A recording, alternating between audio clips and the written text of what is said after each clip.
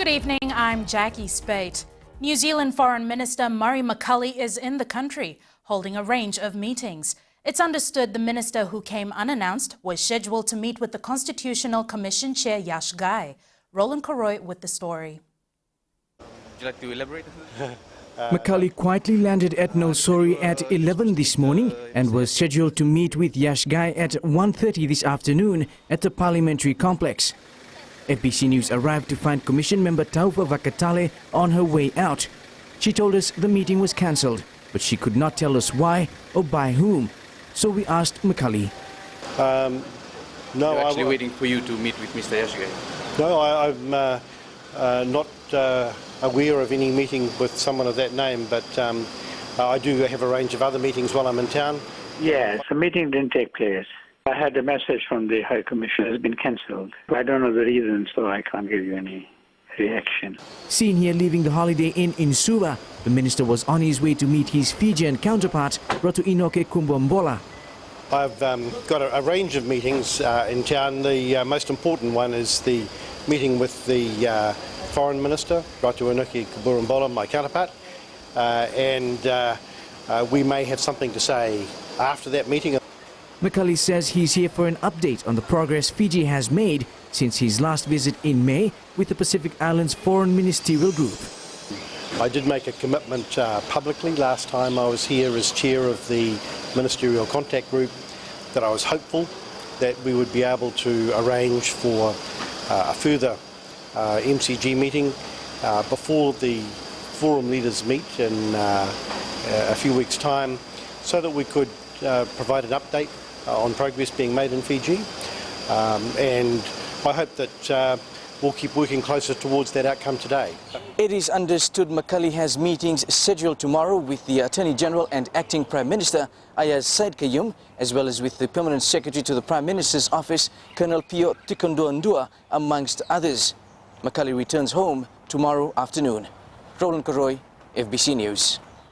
Laisinian Garase has confirmed he will remain silent in High Court trial against him. This was the response from his lawyer to Pondran Indalo when he was asked by the court if Garase was going to take the stand.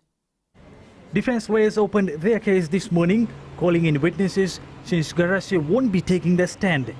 Westpac bank officer Osea Ravono testified that in August 2009, a withdrawal was carried out in the name of the Via Plantation Cooperative for dividend payments to shareholders. The second witness was a shareholder of the Via Cooperative by Tikokoro. He told the court that villagers received dividend payment in cash from the chairman. Tikokoro was asked if he knew whether there was a financial advisor in the company, to which he named Garase. He also testified that Garase was never the director and couldn't recall if he received payments for his services. Fiji Development Bank General Manager Business Risk Services Navitalai Dhaka took the stand next. He talked about a soft loan scheme that came into effect in 1975, which funded projects apart from fishing and agriculture for the Ethiopian. The scheme also allowed the purchase of shares. Garase joined FDB in 1983, and during that time there was a huge demand for FHL shares. Dhaka couldn't recall if Garase was involved in approving the loans used to buy shares in Fijian Holdings Limited. He says in some cases the loans were only to be approved by the board.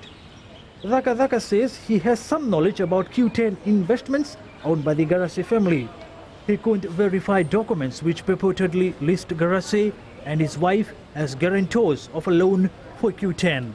Former FHL board member Joe Ma is in England and will need to be contacted over the internet to give evidence. Dev Narayan, FBC News. The Namosi Provincial Council and the Tikina Namosi Landowners Committee have met for the first time. Until now, the two groups were at loggerheads over the proposed copper mine in Namosi. But as Api Salome Dokar reports, the meeting worked and both parties have decided to put aside their differences for now. The discussions lasted 6 hours. The atmosphere, while tense, was cordial. In the end, anti-mining group TNLC agreed to wait for the rehabilitation program by Namosi joint venture. They have described that the PM has said to them for them to go forth and do the rehabilitation work before it's handed back to him to make his decision. The TNLC explained that they are worried about the impact of the mine to the environment and the people of Namosi. The council maintains they are also waiting for NJV to come back with its environment reports before any decisions are made on the mine. We would like the work to commence for the company to determine its exploration work, SPL 1420.